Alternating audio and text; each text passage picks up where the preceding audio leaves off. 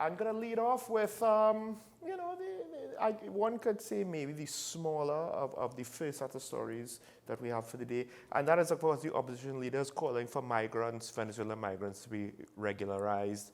I'm not entirely sure exactly why now is this call coming now. I do know that serious thinkers like Professor Roger Hussain has looked into the situation or has an opinion that Venezuelan migrants could be a benefit to TNT's economy and society. I just think that, look, it's nice, we could talk about it theoretically, but something like this, it should be relatively simple to just get some data. What happens if we do it? What happens if we don't do it? The pros and cons, and then we could just move forward from there, as opposed to, well, you just get these arguments in TNT where it's like, well, just do it.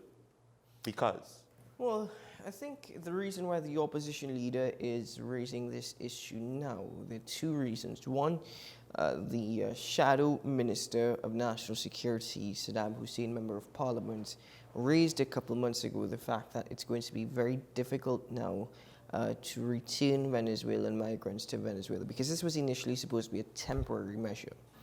It seems that though on the face of it, it is still a temporary measure, it's become a permanent fixture. The other comments stem from the Minister of National Security comments regarding Venezuelan migrants. Of course, I would not get too much into that. But I do understand why the opposition leader has raised the issue, and I can also accept her arguments. For example, Venezuelan migrants do contribute to a certain area to our economy. Mm-hmm. They do live here, they do have to pay rent, they do have to pay bills, they even have to purchase items. So it's not to say that they're not directly contributing. I think the issue is because they've filled many vacancies. I've always made an argument, those are vacancies that Trinbagonians who are looking for a job could actually work and take such vacancies, but I guess we're very picky and choosy down here. Mm-hmm. Venezuelan migrants have filled those positions, but they do not contribute to the NIS system, and they also do not, which in a way is also not necessarily helping, because when you have positions that are actually being filled but no contributions to the NIS system, of course sources of funds to the NIS system are further depleted.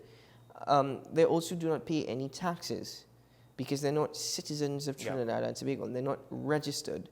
And I don't know if they're even given minimum wage. You know, that's an entirely different story. But I do understand the argument in that sense. The argument for allowing them to register for driver's licenses, I'm very confused.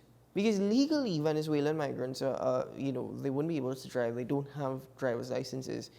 But I have seen many Venezuelan migrants operating vehicles. I've seen cars full of Venezuelan migrants driving on the highway, driving on the main road, and I was a bit confused. Is it that because they have I know, for example, if I have a Trinidad and Tobago driver's license, I can drive in the UK for a certain number of months. It's also, I'm allowed to rent a vehicle around the Caribbean if I have a driver's license. But what are the laws in Trinidad and Tobago with regard to that? So that is where my concerns lie, because I have already seen Venezuelan migrants driving on the main roads, on the highways, and I'm wondering if they are doing so according to the law. So apparently there's a 90-day limit, which makes sense if you're a short-term visitor. For long-term migrants, one, not every Venezuelan is a recent migrant. Some of them might be long-term residents who might have, already sorted out their status previously. And then, of course, this is Trinidad and Tobago. There are Trinidadians who are on the road without a valid driver's license. So I won't put it past that there will be some Venezuelans. Could be one, could be two, could be 100. I don't know what the figure is. That's quite a good point. Law of averages says there's probably at least one. But I think, yes, I understand with the NIS argument. The flip side is, if they don't contribute into NIS, we don't have to count them as people that NIS has to support. Once they contribute, then technically they're entitled to NIS support and all of those other services. But if you legalize them with taxes and so forth, and they're part of the system. In some ways, it potentially could make it less desirable. If I am a Venezuelan migrant and I have a decent salary, I've been lucky, I'm not being taken advantage of, and I'm earning a salary and I don't have to pay taxes. And it's within the tax bracket where you would have to pay taxes. Now all of a sudden, that is going to cost me a little bit of extra, that cost-benefit analysis might help.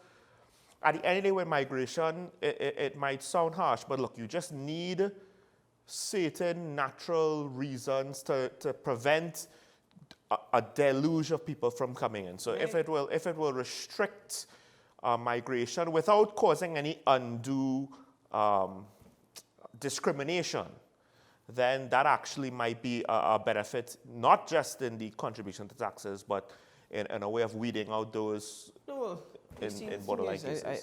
I don't see an issue with any migrants coming to Trinidad and Tobago as long as we adhere to the laws. And I think it's a very good point that you've raised, that even Trinbagonians do not necessarily adhere to the laws. Exactly.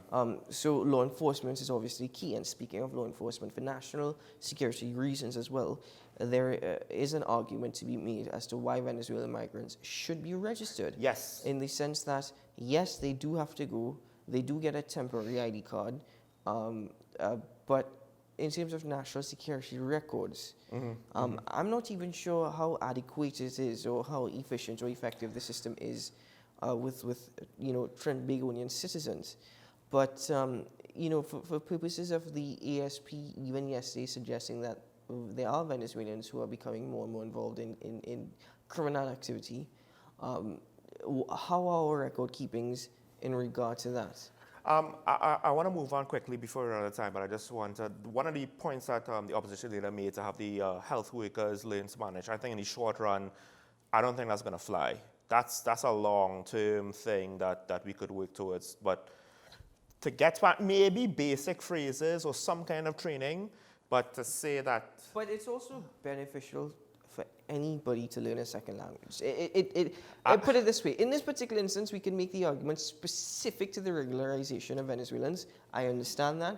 But generally speaking, learning a second language is always beneficial.